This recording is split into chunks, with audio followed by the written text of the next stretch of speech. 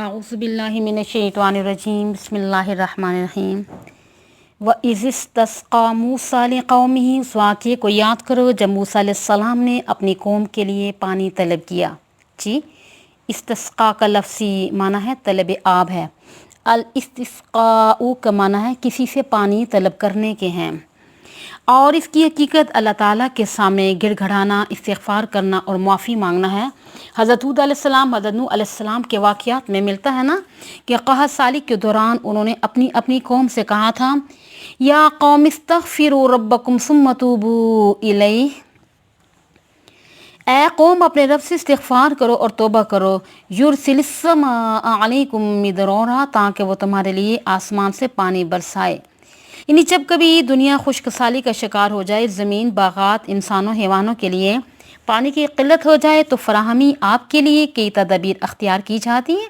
इन तदबीर के शरीयत में इस्तिग़फ़ार को यानी कि बड़ी अहमियत है कि इंसान अपने अल्लाह ताला से अपने गुनाहों की माफ़ी मांगे, सदका खैरात करे, जिसके नतीजे में अल्लाह ताला आसमान से पानी बरसाएगा, बारान रहमत नाजिल करेगा और खुश्क साली दूर हो जाएगी। गर्ज़ है कि इस्तिस्क़ा की हकीकत यह है कि अल्लाह ताला से रो रो कर गुनाहों की मुआफ़ी तलब की जाए। फ़ुक़हा कराम में से इमाम अबू हनीफ़ा रहिमहुल्लाह ताला को बाकी तमाम फ़ुक़हा पर फ़ौक़ियत हासिल है। फ़ुक़हात व इज्तिहाद में कोई भी आपका हम पला नहीं। अल्लाह ताला ने आपको बड़ी गहरी बसीरत अता फ़रमाई है। उन्होंने दीन की ऐसी ज़बरदस्त खिदमत की है जो आने वाली नस्लों के लिए हमेशा मुशअल राह रहेगी।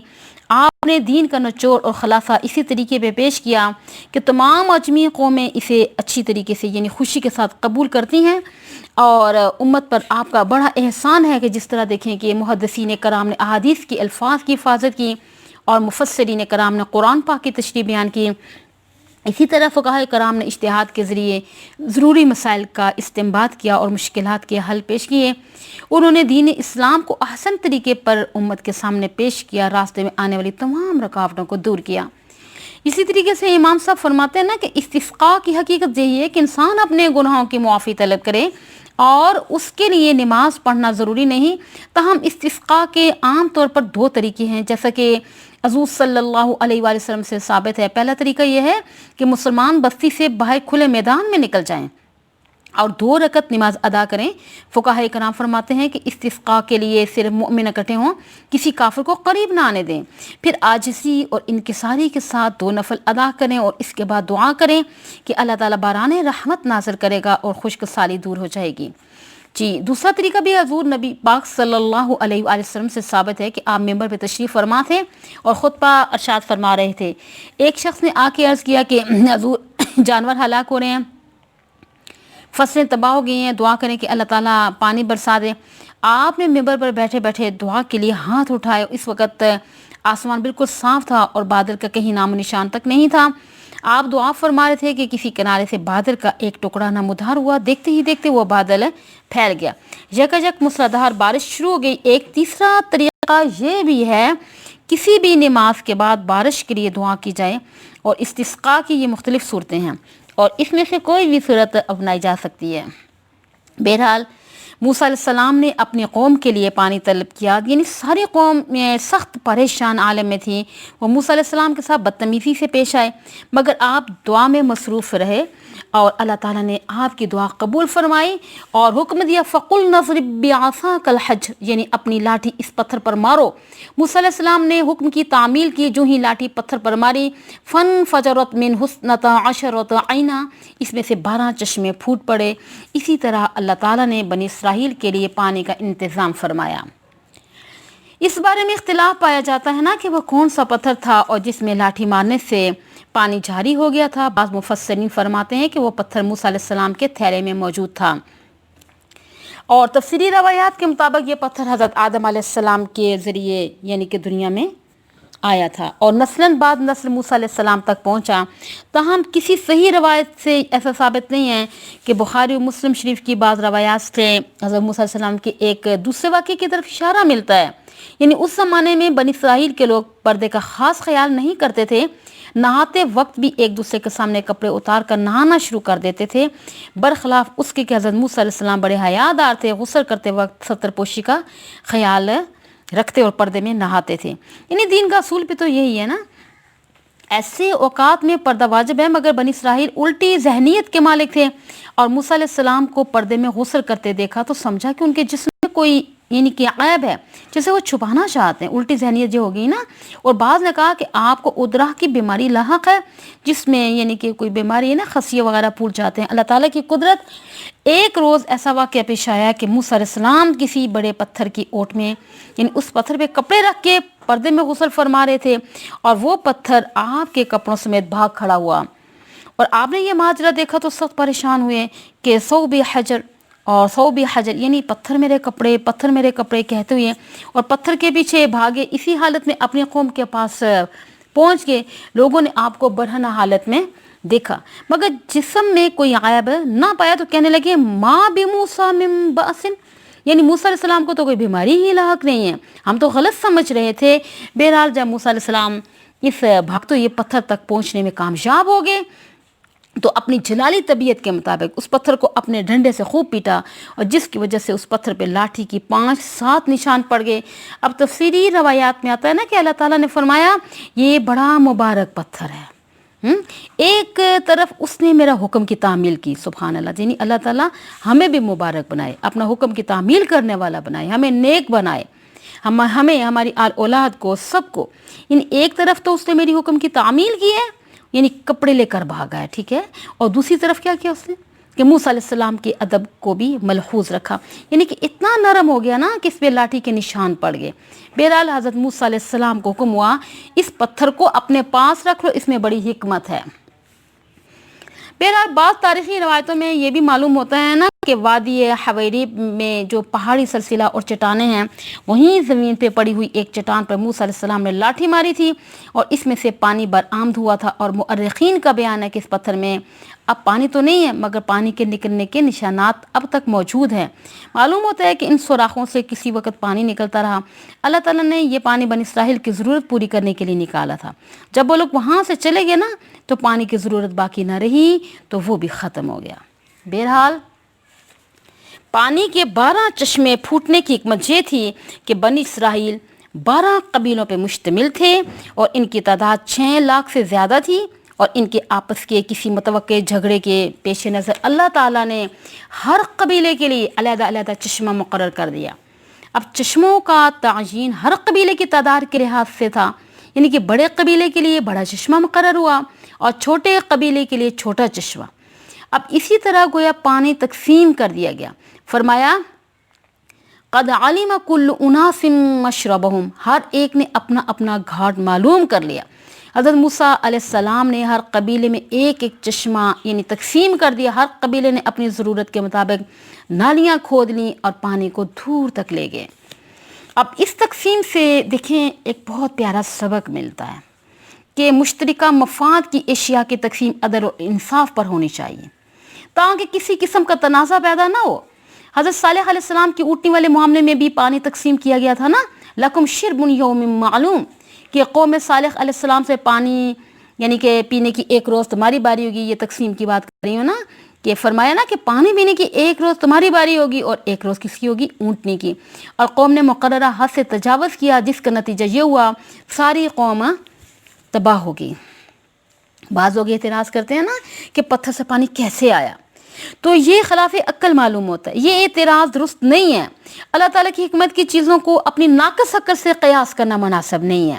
ایسا کام ناقص العقل لوگ ہی کر سکتے ہیں نا، کہ موجودہ زمانے کے سائنسدان ہیں، ریاضی دان ہیں، جغرافیہ دان ہیں، سب کے سب ناقص العقل ہیں، انہیں اللہ تعالیٰ کی حکمت یا تخلیق کی کوئی خبر نہیں ہے، وہ تو میں اپنی دھن میں مگن رہتے ہیں۔ میں ہر ایک کی بات نہیں کر رہی، ان لوگوں کی بات کر رہی ہوں جن کو اعتراض ہے نعوذ باللہ اللہ تعالیٰ کے کلام میں۔ امام بیضاوی رحمۃ اللہ علیہ فرماتے ہیں نا کہ پتھر سے پانی نکلنا کون سی باقاعدہ العقل بات ہے، یہ تو عام مشاہدے کی بات ہے۔ اب مقناطیس بھی تو ایک پتھر ہے جو لوہے کو اپنی طرف کھینچتا ہے۔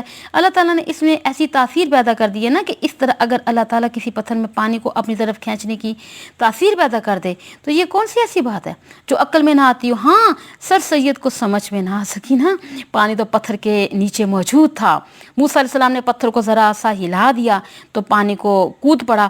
بہرحال سر سید بیچارہ تو کیا چیز ہے، وہ تو معجزات کا منکر تھا۔ اصل بات تو یہ ہے نا کہ پانی کا اجرا محض اللہ تعالیٰ کے حکم سے ہوا، اور یہ معجزہ تھا جو موسیٰ علیہ السلام کے ہاتھ میں ظاہر ہوا۔ اور بحیرہ قلزم میں کیا ہوا کہ موسیٰ علیہ السلام نے لاٹھی چلائی اور 12 راستے بن گئے، پانی کناروں کے ساتھ رہ گیا، اور وہاں لاٹھی مارنے کا حکم ہوا تو پانی میں راستے بن گئے، تو یہاں لاٹھی ماری تو خشک پتھر سے پانی کے چشمے پھوٹ پڑے۔ یہ سب کچھ اللہ تعالیٰ کے حکم سے ہوا۔ پانی نکالنا اللہ تعالیٰ کا کام ہے اور لاٹھی مارنا تمہارا کام ہے۔ سبحان اللہ۔ تو نبی کا معجزہ ہو یا ولی کی کرامت ہو، اصل حکم تو اللہ تعالیٰ کا ہوتا ہے نا، کام کرنے والی وہی ذات ہے۔ اسی مقام پر آ کر لوگ ٹھوکر کھا جاتے ہیں نا کہ نبی کے معجزے یا ولی کی کرامت کا یعنی ان کا ذاتی فعل سمجھتے ہیں اور شرک میں مبتلا ہو جاتے ہیں، اور جنہوں نے حضرت عیسیٰ علیہ السلام کے معجزات کو ان کا ذاتی فعل سمجھا وہ شرک میں مبتلا ہو گئے، حالانکہ وہ تو بِإِذْنِ اللہ تھا۔ فرمایا وَأُبْرِئُ الْأَكْمَحَ وَالْأَبْرَصَ وَأُحْيِي الْمَوْتَى بِإِذْنِ اللَّهِ، بِإِذْنِ اللہ، کہ میں اللہ تعالیٰ کے حکم سے مادر ذات اندھے اور ابرص کو ٹھیک کرتا ہوں اور مردے میں جان ڈال دیتا ہوں۔ اسی طرح اولیاء اللہ کی جو کرامات صحیح طریقے سے ثابت ہیں وہ بھی تو اللہ تعالیٰ ہی کا فعل ہوتا ہے۔ جسے اللہ تعالیٰ عزت بخشتے ہیں نا اس کے ہاتھ پہ کرامت ظاہر ہو جاتی ہے، یعنی اپنی مرضی سے تو کوئی نبی بھی معجزہ پیش نہیں کر سکتا۔ قرآن پاک میں تصریح موجود ہے وَمَا كَانَ لِرَسُولٍ أَن يَأْتِيَ بِآيَةٍ إِلَّا بِإِذْنِ اللَّهِ، فعل تو اللہ تعالیٰ کا ہوتا ہے مگر نبی کے ہاتھ پہ ظاہر کر دیا جاتا ہے۔ اور ہمارے ہادی اعظم نبی پاک صلی اللہ علیہ وآلہ وسلم کی زندگی میں بے شمار معجزات پیش آئے۔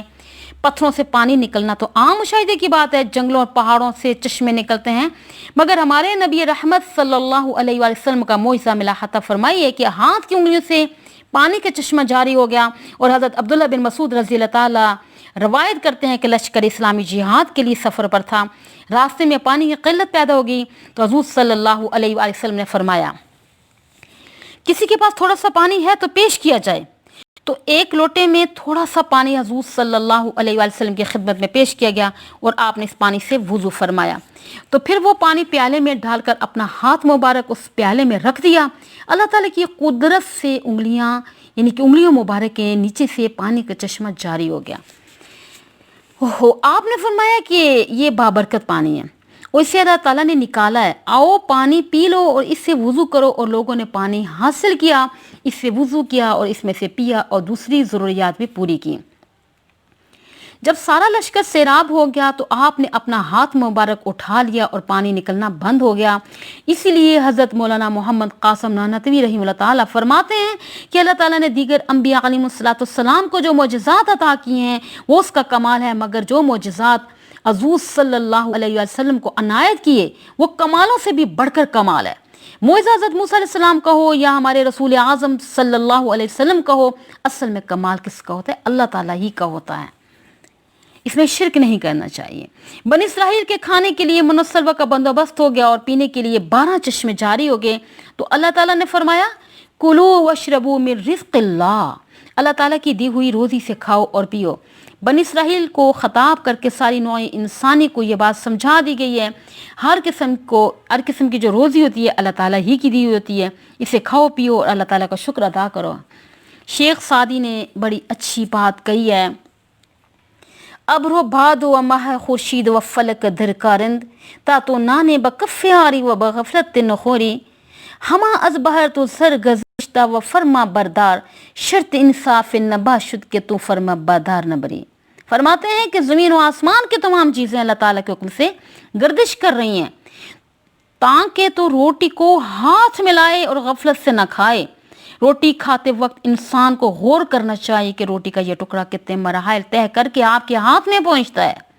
کارخانہ قدرت میں لاکھوں مشینیں اور کروڑوں ہاتھ کام کر رہے ہیں، جب ایک روٹی اللہ تعالیٰ تمہارے ہاتھ میں دیتا ہے نا تو پانی کا ایک گلاس جو آپ کے ہونٹوں تک پہنچتا ہے یہ کن کن مشقتوں سے گزر کر آتا ہے۔ اسی طرح لباس کی تیاری کتنی مشینیں اور کتنا خام مال، کتنے انسانی دماغ اور ہاتھ کام کرتے ہیں، تب جا کے زینت اور ستر پوشی کے لیے کپڑا مہیا ہوتا ہے۔ یہ تمام چیزیں انسان کو غور و فکر کی دعوت دیتی ہیں۔ جس مالک الملک نے انسان کو اس قدر انعامات سے نوازا ہے اور اس کی روزی استعمال کرتے بھی ہیں، اس کا شکریہ ادا کرنا ضروری ہے۔ اسی لیے فرمایا اس قدر ناانصافی کی بات ہوگی کہ اگر تم اللہ تعالیٰ کی نعمت استعمال کرنے کے بعد اس کی فرما برداری نہ کرو۔ قرآن پاک میں دوسرے مقام پر آتا ہے نا کلوا من طیبات ما رزقناکم، حلال اور طیب چیزیں کھاؤ جو تمہارے لیے اللہ تعالیٰ نے پیدا کی ہیں.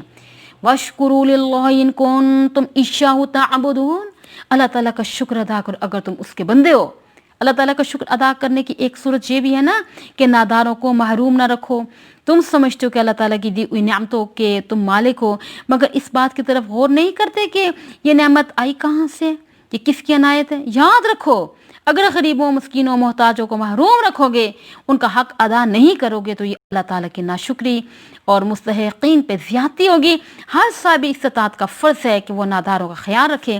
اسے دیکھنا چاہیے کہ سوسائٹی میں کوئی بھوکا یا ننگا نہ رہے. خاص طور پہ سربراہان مملکت کا یہ فرض ہے کہ اپنے ملک میں حاجت مندوں کی خبر گیری کرے. ضیاء الدین برنی نے اپنی کتاب میں لکھا نا کہ بادشاہ یہ حاکم حقیقت میں وہ ہے کہ جس کے سلطنت میں کوئی شخص بھوکا ننگا نہ رہے. امور سلطنت اس طریقے پہ انجام دینے چاہیے کہ ہر شخص کو اس کی بنیادی ضروریات مہیا ہوں.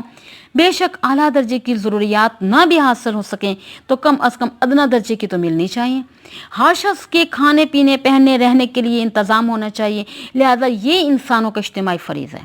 اللہ تعالیٰ کی دی ہوئی روزی استعمال کریں اور اس کا شکریہ بھی ادا کریں. افسوس کی بات ہے اس زمانے میں نیکی کا تصور ہی ختم ہو گیا ہے. جس کے پاس دولت آتی ہے تو وہ اسے اپنا ہی سب کچھ سمجھتا، اپنا ہی کمال سمجھتے ہیں. نہ خدا کا حق، نہ رسول کا حق، نہ انسانیت کا حق، کسی چیز کی پرواہ نہیں کرتا.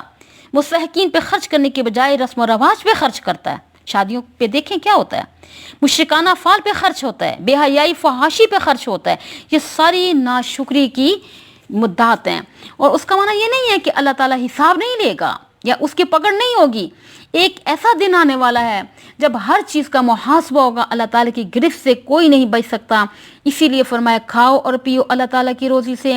وَلَا تَعْثَوْا فِي الْأَرْضِ مُفْسِدِينَ. زمین میں فساد کرتے ہوئے نہ چلو. دیکھیں فساد سے مراد اللہ تعالیٰ کے قانون، شریعت اور دین کے خلاف چلنا ہے.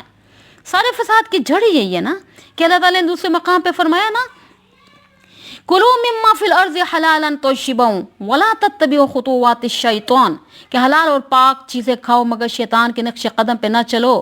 شریعت کے خلاف قدم اٹھانا شیطان کے نقش قدم پہ چلنا ہے.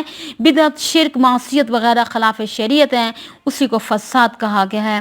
جہاں فساد ہوگا وہاں امن اور چین نصیب نہیں ہو سکتا.